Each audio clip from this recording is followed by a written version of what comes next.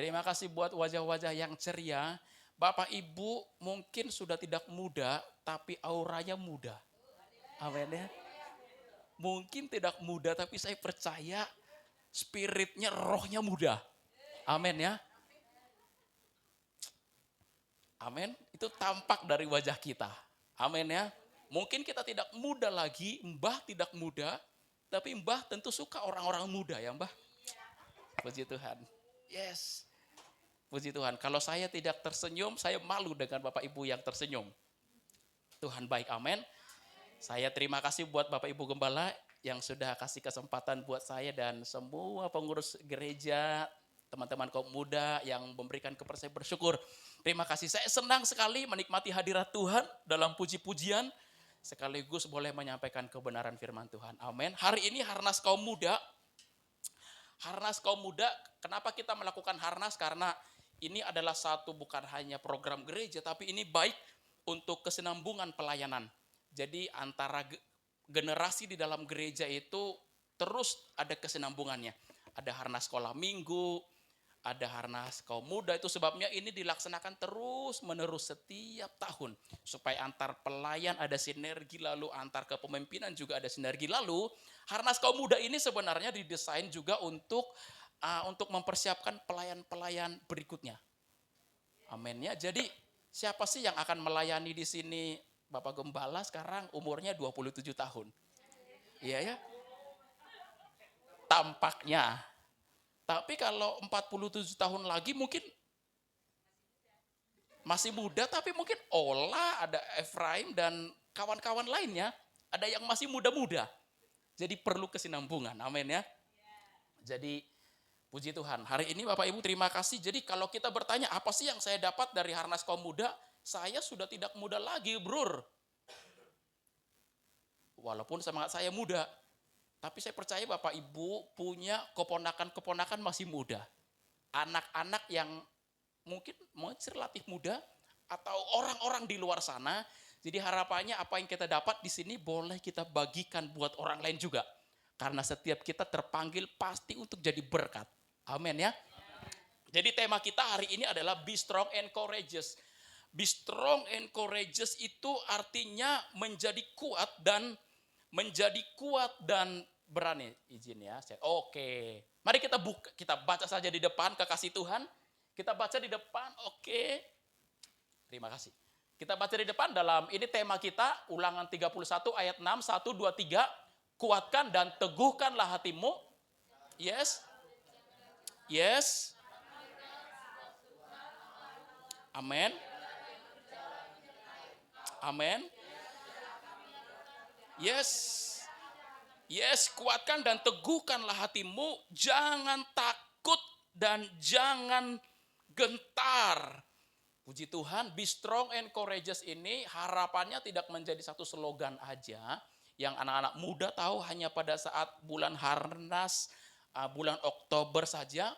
Tetapi biar ini menjadi satu tema, mungkin kita lupa apa sih be strong and courageous itu, tapi biar maknanya kita bisa simpan dalam hati kita. Ada banyak slogan misalnya buanglah sampah pada tempatnya, tapi seringkali kita nggak buang sampah pada tempatnya. Ke tempat orang lain mungkin. Atau ke kursi orang lain.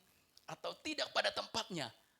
Ada banyak slogan, tapi biar slogan ini juga bukan hanya kita tahu lalu dilupakan, tetapi kita mengerti maknanya. Amin ya. Coba kita gali. Bapak Ibu, be strong and courageous itu adalah pernyataan Tuhan kepada Yosua, bukan karena Yosua sudah sukses melakukan tugas, bukan karena Yosua sudah selesai melakukan tugas kepemimpinan tertentu, tetapi justru ketika Yosua akan memulai pelayanan-pelayanan yang berikutnya. Justru karena Tuhan mau mempercayakan Yosua pelayanan yang lebih besar. Justru karena Tuhan mau mempercayakan Yosua suatu kepercayaan, suatu promosi, suatu tingkatan yang lebih naik dari hidup yang sekarang. Dan setiap kita itu pasti juga mau, maksud saya begini, setiap kita pasti tidak ingin hidupnya begini-begini aja. Saya nggak mau. Dari dulu 2017 ya begitu aja. Lalu 2018 sampai sekarang 2024 ini udah mau ganti tahun. Begitu aja. Puji Tuhan kan musiknya terupgrade loh. tidak begitu-begitu aja. Amin. Minimal apa? Saya pikir mau kasih minum. Apa?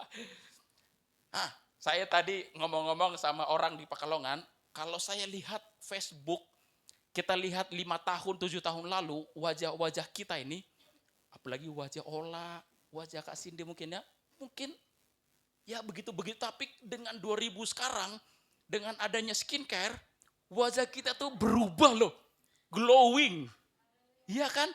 Tambah cakep, tambah cantik. Mungkin kita nggak pakai skincare, minimal kita dandan, kita ngerti yang namanya salon dan lain-lain.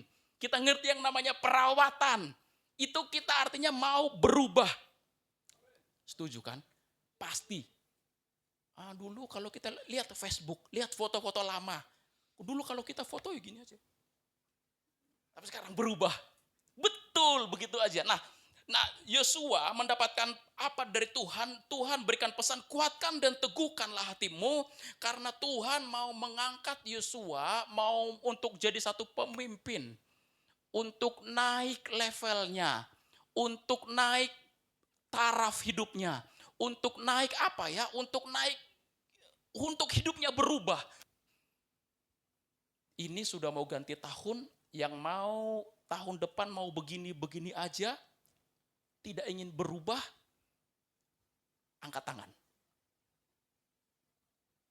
Puji Tuhan tidak ada yang angkat tangan. Itu artinya kita mau berubah, amin. Yang sekolah nilainya makin bagus. Kemarin nilainya hanya 4,5, sekarang 5,1. Misal, yang kemarin hanya juara 7 terus, minimal sekarang juara 5. Itu peningkatan.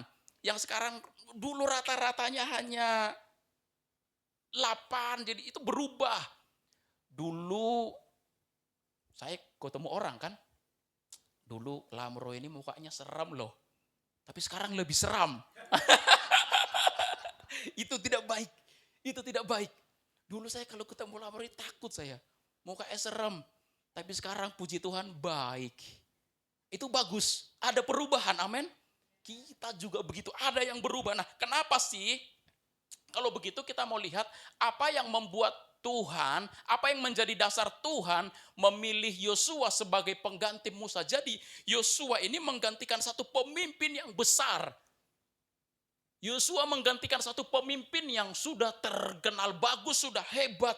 Tetapi kenapa Yosua? Apa yang membuat Yosua dipilih Tuhan untuk menggantikan satu kepemimpinan yang besar itu? Kita mau lihat bahwa yang pertama, ketaatan dan kesetiaan Yosua dalam melakukan tugasnya telah membentuk dia menjadi seorang yang bermental kuat.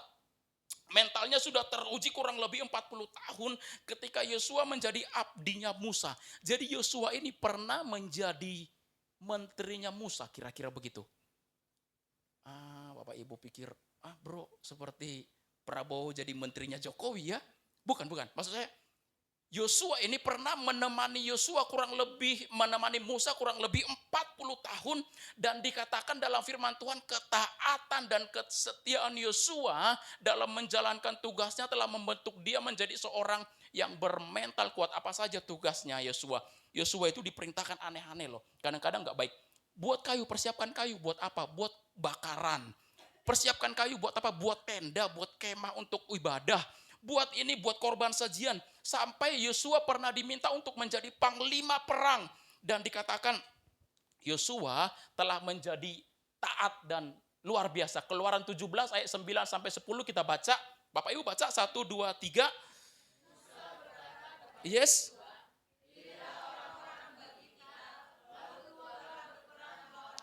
Yes. Amin. Masih ada? Lalu Yosua melakukan seperti yang ini yang ingin kita garis bawahi. Yosua melakukan seperti yang dikatakan Musa kepadanya. Modal pertama untuk mengalami pertumbuhan, untuk alami promosi dari Tuhan adalah taat dan setia. Aduh, bro, itu bentuknya kayak apa sih? Saya di gereja saya dipanggil bro. Boleh ya, saya panggil bro aja. Bro, apa sih artinya taat dan setia, Bapak Ibu boleh terjemahkan sendiri dah.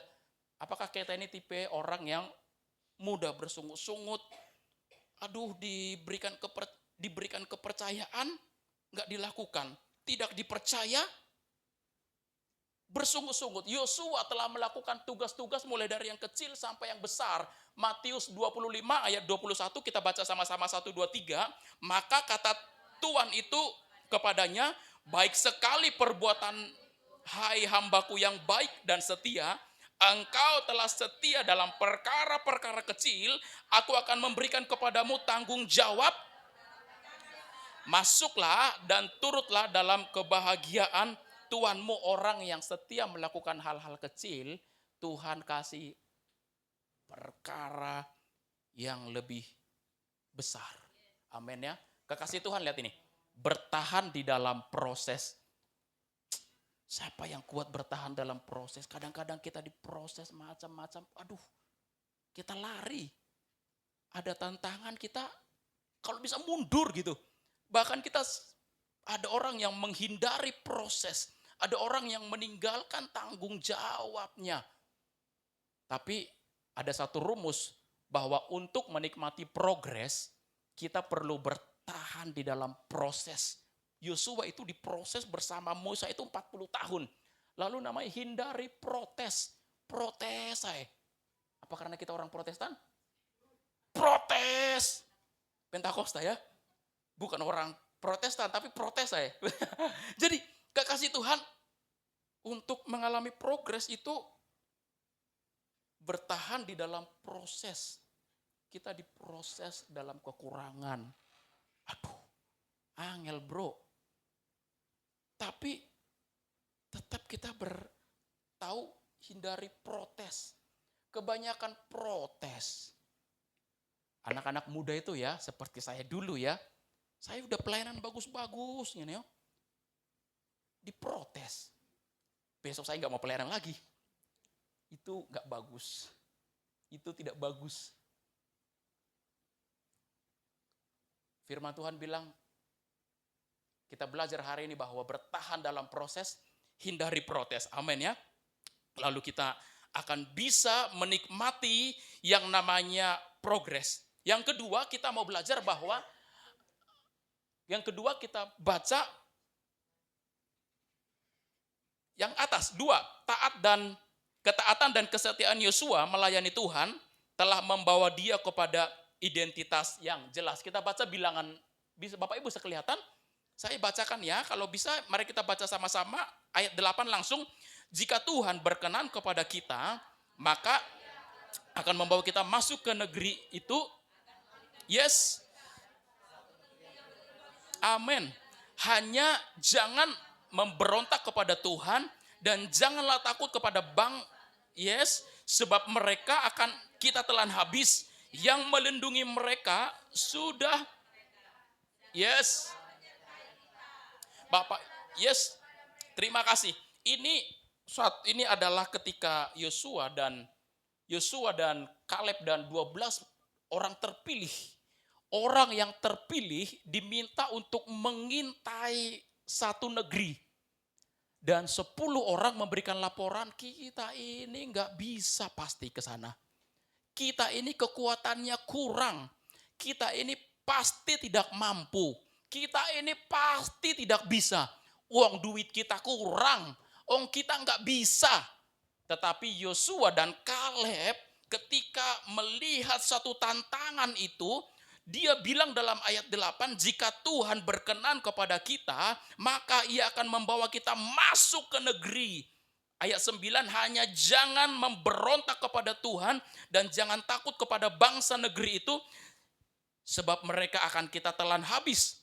Yang melindungi mereka sudah meninggalkan mereka, sedang Tuhan menyertai kita, jangan takut kepada mereka. Bapak Ibu, menjadi orang Kristen itu bukan hanya agama, KTP, tapi bagaimana kita punya pengalaman hidup sebagai anak-anak Tuhan.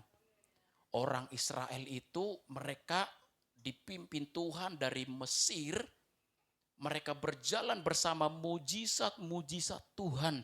Dengan ada 10 tulah, dengan banyak penyertaan Tuhan, ada tiang awan, ada tiang api, ada roti mana. Penyertaan Tuhan tidak kurang. Tetapi ada orang-orang yang punya mental melupakan Tuhan. Ketika Yosua dan Kaleb diperintahkan Musa mengintai tanah Kanaan itu, orang-orang bilang kita nggak bisa. Mereka lupa bahwa ada Tuhan yang menyertai mereka. Kita juga menjadi orang Kristen. Kita semua punya pengalaman. Menjadi orang Kristen seringkali kita hanya hidup dengan apa yang kita punya, dengan kekuatan kita. Hanya tidak pernah menaikkan sedikit level iman kita. Hanya hidup dengan apa yang ada, lalu kita khawatir.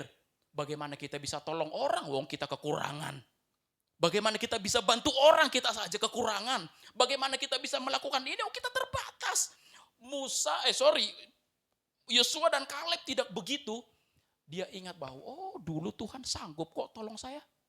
Dulu Tuhan sanggup tolong keluarga kami. Dulu Tuhan membuat mujizat ketika saya sakit. Dulu Tuhan membuat mujizat ketika keluarga kami lagi kekurangan. Masa sih sekarang gak bisa? Kira-kira begitu. Amin Bapak Ibu. Jadi kekasih Tuhan, ketaatan dan kesetiaan Yosua melayani Tuhan telah membawa dia kepada identitas yang jelas. Identitas kita itu jelas.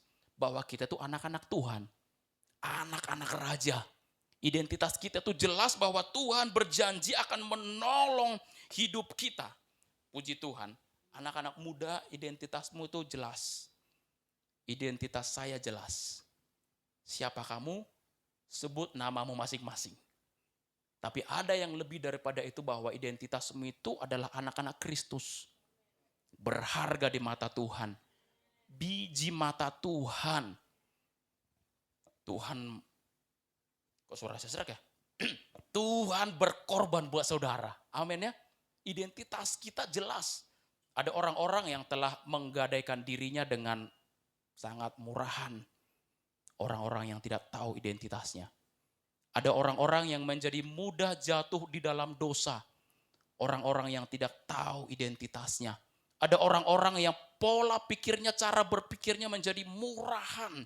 Ditegur, melempem. Murahan. Identitasmu jelas bahwa Tuhan ingin kita bertumbuh, berbuah. Tuhan ingin kita jadi berkat. Amin. Identitasmu jelas bahwa kita ditebus dengan harga yang sangat mahal sekali. Ada orang-orang yang, saya melayani ketemu dengan anak muda banyak. Suatu kali dulu istri saya itu, dulu kami pacaran. Saya kabar baik buat kita semuanya ya. Bapak Ibu Gembala ini menjadi orang tua saya bolehlah saya sebut begitu ya. Di Jawa Tengah inilah, di Indonesia nih mungkin ya, setelah orang tua saya di kampung sana. Jadi kami banyak dibantu. Sebenarnya saya punya banyak undangan pelayanan. Bulan Desember ini keluar kota, tapi saya nggak mau. Tapi ketika diundang oleh Bapak Ibu Gembala di Pemalang, saya mau. Karena mereka terlalu baik buat saya. Saya pikir mereka orang tua yang baik buat saya. Amin ya. Tepuk tangan buat Gembala kita dulu. Iya. Betul itu. Saya apa yang mau saya katakan tadi ya? Saya ingat istri saya. Istri saya bilang, dulu ya, kalau saya selingkuh itu, masih pacaran ya, kalau saya selingkuh itu gimana? Saya bilang, apa? Enggak, bagaimana pandanganmu tentang orang yang berselingkuh? Saya bilang, murahan. Orang berselingkuh itu enggak patut dipertahankan. Murahan. Betul. Boleh tanya kalau suatu kali saya bawa ya. Bagaimana pandangan saya tentang orang yang melakukan seks di luar nikah? Murahan. Bahasa saya waktu itu, ini bahasa saya kepada istri saya sebut itu kayak hewan aja. Karena kita punya identitas yang jelas anak-anak muda. Punya identitas yang jelas. Amin ya. Identitas kita jelas. Pertama, identitas kita di dalam Tuhan. Lalu identitas Tuhan bagi kita itu apa? Apakah Tuhan hanya baik pada waktu dulu? Tidak. Seperti pujian kita bagus sekali, Dia Immanuel. Sekalipun kita gagal, tapi Tuhan sangat baik. Puji Tuhan. Puji Tuhan, Tuhan baik. Tuhan tidak hukum kita. Tuhan proses kita. Supaya apa tadi? Supaya kita alami yang namanya progres.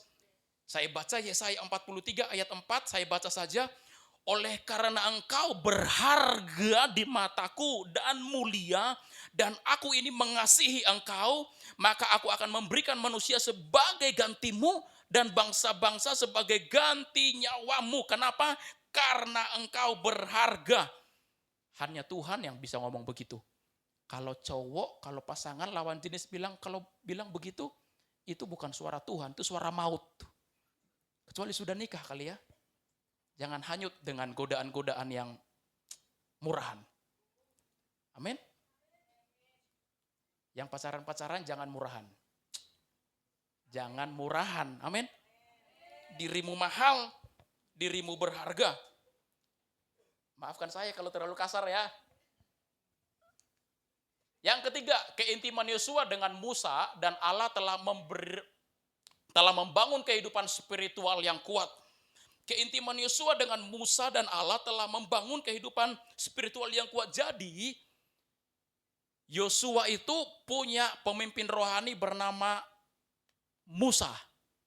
Saya katakan tadi, berjalan sekian lama mereka dan Yosua itu sudah hidup taat, dekat, setia dengan Musa. Bukan hanya itu aja, rupa-rupanya juga Yosua itu telah dekat juga dengan Allah. Tentu dia dekat dengan Tuhan. Dan Tuhan berbicara kepada Musa dengan berhadapan muka seperti seorang berbicara kepada temannya. Kemudian kembalilah ia ke perkemahan, tetapi abdinya Yosua bin Nun itu, seorang yang masih muda, tidaklah meninggalkan kemah itu. Yosua itu mungkin tentu saja dia lihat pemimpin rohaninya. Dia lihat orang tua rohaninya, maka Yosua pun melakukan hal yang sama. Dia suka tinggal pada kemah itu. Apa sih arti kemah itu? Kemah itu telah berbicara tentang rumah Tuhan. Dia itu telah berbicara tentang hadirat Tuhan. Yosua mau dengan sengaja mau terus bertumbuh di dalam hadirat Tuhan. Kita punya lagu tadi, diam di saya nyanyikan di sini kah? Oh, di tempat lain. Saya baru ibadah juga di tempat lainnya. Di gereja kami maksudnya. Diam di hadirat Tuhan. Hadirat Tuhan seumur hidup kita. Bapak Ibu, kita bersyukur kalau kita punya pemimpin rohani loh. Iya. Bapak Ibu bersyukur punya pemimpin rohani tidak liar. Ada orang-orang yang jiwanya tidak tergembalakan. Ada orang-orang yang tidak mendapatkan asupan rohani. Kering kita. Maka ketika ada badai kita akan mumut, akan khawatir, akan susah. Maka kalau kita punya pemimpin rohani, bersyukur. Amin. Saya di Bandar, di tempat saya melayani, saya pernah cerita di tempat ini. Jam 10, jam 12 saya masih ingat itu. Bahkan sampai sekarang masih sering. Saya punya baju itu dari jemaat. Keren kan? Sepatu saya nggak pakai ini dari istri saya sekarang. Tapi beberapa sepatu saya dari jemaat. Kalau saya tidak makan, jemaat telepon, bro sudah makan. Jemaat punya warung, jemaat punya toko, jemaat punya, bro datang makan. Saya disayang jemaat. Amin. Kalau Natalan saya dapat banyak berkat dari jemaat. Serius. Disayang oleh jemaat, saya pikir Yosua juga baik kepada pemimpin rohaninya. Intinya yang ingin saya katakan adalah bahwa Yosua itu telah mendapatkan pembinaan yang baik juga dari Musa. Dan seterusnya, dan seterusnya. Bapak Ibu, kenapa sih kadang-kadang anak liar? Saya punya anak-anak sekolah kan, guru di sekolah. Jadi saya tahu anak itu bagaimana kira-kira orang tuanya begitulah. Kira-kira begitu ya? Ibu gembala juga guru kan, pengajar juga ya? Ya pengajar lah ya, boleh ya? Puji Tuhan. Ibu gembala telah menjadi pengajar yang baik buat suaminya deh. Saya Tuhan baik. Biasanya kalau orang tua suka di rumah Tuhan, suka bertumbuh di dalam Tuhan, anak-anak ngikutin.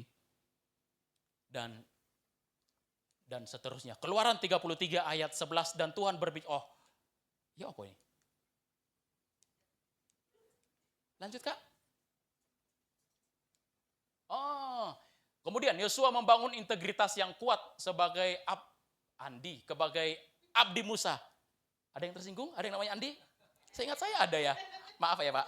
Saya ingat Bapak, saya ingat. Abdi. Yosua membangun integritas yang kuat sebagai abdi Musa, panglima perang, pelayan kemah pertemuan, dan pemimpin bangsa Israel. Suatu kali Yosua bilang begini kepada orang Israel, Bapak Ibu semuanya, pilihlah hari ini sekalipun engkau tidak mau beribadah kepada Tuhan, tetapi aku dan seisi rumahku kami akan beribadah kepada Tuhan. Dan kemudian kalau kita baca kisahnya selanjutnya, sepanjang pemerintahan Yosua memimpin, orang-orang Israel itu taat kepada Tuhan, beribadah kepada Tuhan. Jadi apa yang ingin saya katakan dari ayat yang berikut tadi, bahwa orang yang suka tinggal di dalam hadirat Tuhan, dengar-dengaran kepada pemimpin, biasanya akan melahirkan generasi-generasi yang taat kepada Tuhan. Kenapa kita sulit mengatur anak? Jangan-jangan kita sendiri sebenarnya nggak bertumbuh di dalam Tuhan. Kenapa kita sulit mengatur generasi ini? Jangan-jangan kita sendiri sebenarnya jauh dari Tuhan. Sepanjang pelayanan, sepanjang kepemimpinan Yosua, orang Israel taat kepada Tuhan. Orang Israel itu baik. Amin Bapak Ibu. Integritas itu adalah jujur terhadap diri sendiri. Pada zaman ini rupanya sulit mencari orang yang berintegritas. Apakah Lamro itu saya berintegritas? Belum tentu. Dalam pekerjaan, dalam sekolah, kita sangat berintegritas. Maksud saya berusaha tidak terlambat sekolah. Tapi kalau ke gereja bolehlah. Itu namanya tidak integritas juga. Kita baik kalau dilihat bos, kalau dilihat pemimpin. Kalau tidak ada bos, kalau tidak ada pemimpin, sifat aslinya kelihatan. Kita mau melayani dengan semangat, kalau kita dipuji aja. Kalau habis ini Lamro dikritik habis khotbah, saya catat, saya nggak mau lagi khotbah di Pemalang. Itu bukan integritas. Kalau saya hari ini WL bagus, puji Tuhan, pelayanan bagus banget ya, maka saya senang. Tapi suatu kali ketika ada orang, kamu kok pelayanan nggak semangat sih? Lalu saya lesu, bukan integritas namanya. Semuanya, ya gitu-gitu integritas. Ada orang yang pura-pura baik. Dia menjadi baik kalau ada maunya. Kalau mau pinjam duit mungkin. Dia baik. Tapi kalau enggak, sifat aslinya bisa menjadi kelihatan. Ada orang-orang kalau di gereja itu, seperti malaikat. Tadi saya ibadah senang sekali. Saya bukan hanya beribadah puji Tuhan, tapi saya merasakan Tuhan itu baik banget.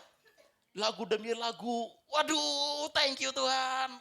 Kayak ingin tidak henti-hentinya mau memuji Tuhan. Amin ya. Tapi telah ada orang ketika di gereja itu dia memuji Tuhan dengan gemetar. Tapi ketika di rumah dia buat orang gemetar. Iya. Saya berusaha sabar dalam nama Yesus. Di gereja kita gemetar loh. Begitu di jalan itu kita buat orang gemetar loh. Kita marahi orang di jalan. Kita salib orang di jalan sampai dia duk gitu. Itu tidak integritas juga Bapak Ibu. Amin kan? Artinya jadilah orang yang berintegritas dalam semua bidang kehidupan. Amin. Tuhan itu baik Bapak Ibu. Saya harus menyampaikan khotbah sesuai dengan tema. Tapi apapun yang kita sampaikan biar memberkati kita. Amin ya. Inilah bahwa orang yang mau diangkat Tuhan lebih itu diproses. Apakah dia bertahan dalam proses itu? Kalau dia bertahan, dia nikmati progres. Anak-anak muda, teman-temanku yang terkasih, hari ini saya bilang tadi, kita menjadi anak-anak muda. Saya pernah menjadi umur 11, 15, 20 tahun. Tapi waktu terus berjalan dan besok kita akan jadi pemimpin. Amin. Anak-anak muda yang apa yang ingin saya katakannya? Siapa yang percaya bahwa akan punya masa depan yang berhasil gitu? Amin. Anak-anak, termasuk orang tua lah yang punya impian anak-anaknya menjadi orang yang berhasil, angkat tangan. Amin, amin, amin, amin. Semua pasti. Ada namanya Madesu. Masa depan suram. Tapi tidak boleh terjadi buat anak-anak Tuhan Yesus. Lah, kalau begitu Yosua itu ketika mau diangkat Tuhan untuk pekerjaan yang lebih besar, untuk kepercayaan yang lebih besar, untuk jabatan yang lebih besar, Yosua itu diproses Tuhan dengan banyak hal. Tapi Yosua telah orang yang kuat dan berani, Tuhan katakan, kenapa?